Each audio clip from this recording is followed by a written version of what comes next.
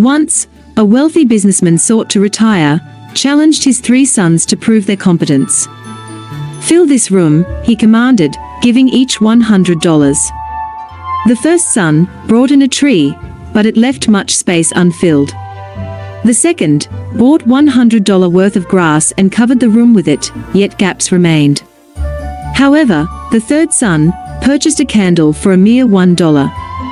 Inside the empty room, he ignited it, illuminating every crevice.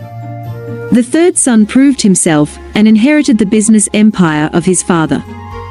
Whoever can be trusted with very little can also be trusted with much, and whoever is dishonest with very little will also be dishonest with much.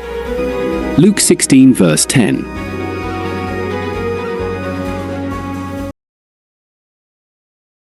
One day, God called an elderly lady by phone.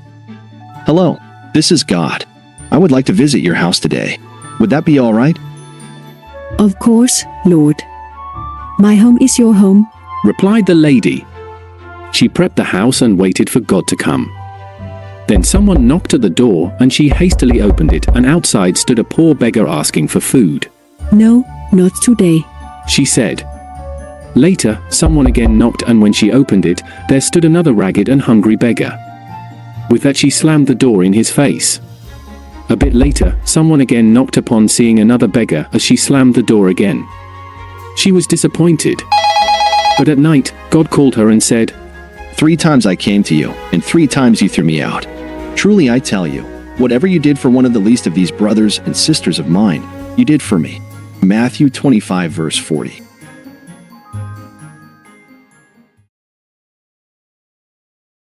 A man embarked on the boat for the first time.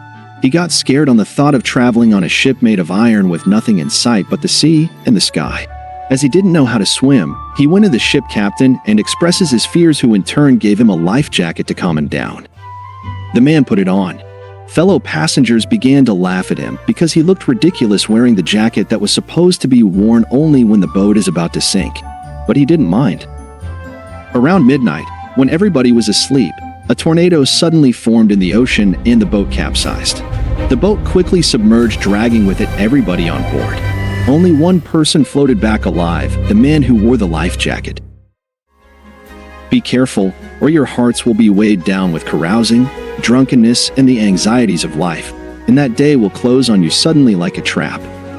Luke 21 verse 34.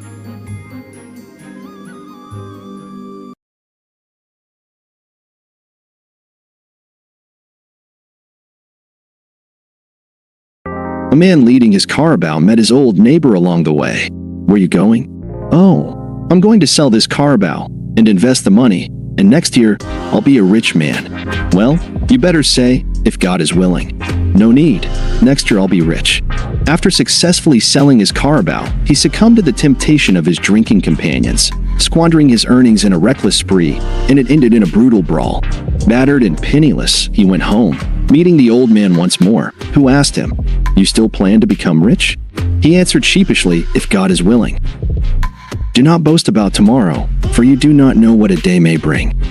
What is your life? You are a mist that appears for a little while and then vanishes. Proverbs 27 verse 1, James 4 verse 14.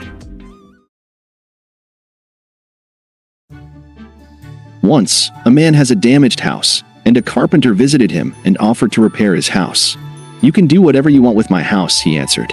The carpenter then started to fix the little fixtures in the house, patch the holes in the roof, fix the broken windows and doors, and fix the walls.